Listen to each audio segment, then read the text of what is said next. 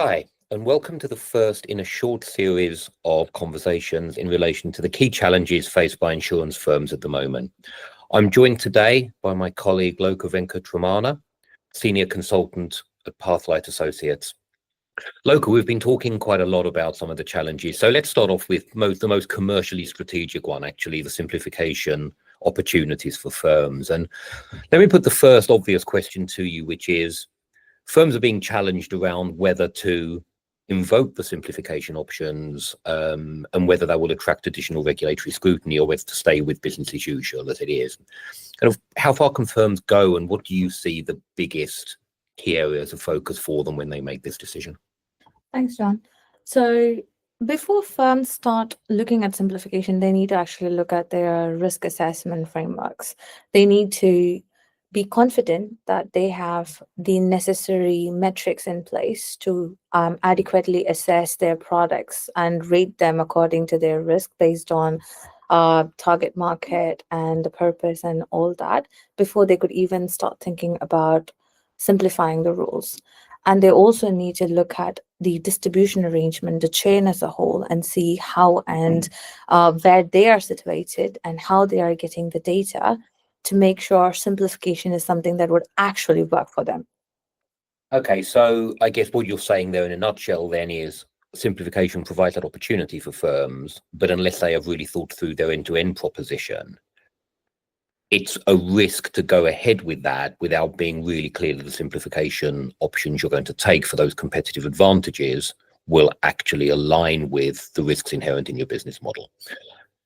Yes, sort of, because the FCA has gone on and on about proportionality, and this being a optional regime, you need to make use of that option to see whether this is something that would actually work for your farm, your business model, and your distribution arrangement. Okay, obviously firms have been wrestling a lot with data. So my second question, I guess, is around data quality and the importance of data. Does this make data more important in terms of coming to the decisions about how you may want to change your commercial or your control arrangements? So data has taken center stage for a while now, with the FCA moving to a data-driven approach in their regulation. And the data quality issues is actually quite widespread in the market, and the regulator is aware of this issue. And when you are moving with simplification and the regulator focusing more on data-driven approach, your data becomes central. It's something your whole conduct strategy should be based on. So data quality and data relevance critical there. Yes. Obviously, any firms deciding to simplify and change their consumer infrastructures or their control environments have that additional challenge of being able to demonstrate to a regulator that what they have actually done doesn't compromise customers or compromise the integrity of the business. With that in mind, how do organizations go about making sure they're aligning the changes with their broader commercial strategy? Well, they need to again go back and look at themselves, look at the data points that they have got. They need to understand whether they are using those data points and storyboarding them adequately, not just getting noise from those data, but just using the key and relevant bits to define their strategy, identify gaps, remediate issues when and if and when they arise, and just make sure that they are in a good position, not just from a regulatory perspective, but also from a data perspective, so they can move ahead. Okay, so the end-to-end, so what you're saying there is the end-to-end proposition is Yes. critical in terms of ensuring that everything you do, you understand, I guess, the intended and unintended consequences of those changes on the strategy of the business and how the business operates. And with that in mind, we can't forget about the customer, of course. So, we can talk about the organizational opportunities and cost efficiencies they have, but key challenges and key steps for firms, from your opinion, Loco, in terms of ensuring that customer risks are considered properly, kind of what will be the first steps for you there? First, firms need to break down their product cycle, and it's not the same for all of them in the distribution chain. What applies to a manufacturer would not apply to a distributor or a TPA, essentially. So they need to understand the risk. They need to understand what are the risks in the customer life cycle. There's mis-selling, there's miscommunication, there's poor claims handling, which is like talk of the town right now, and also pricing related issues.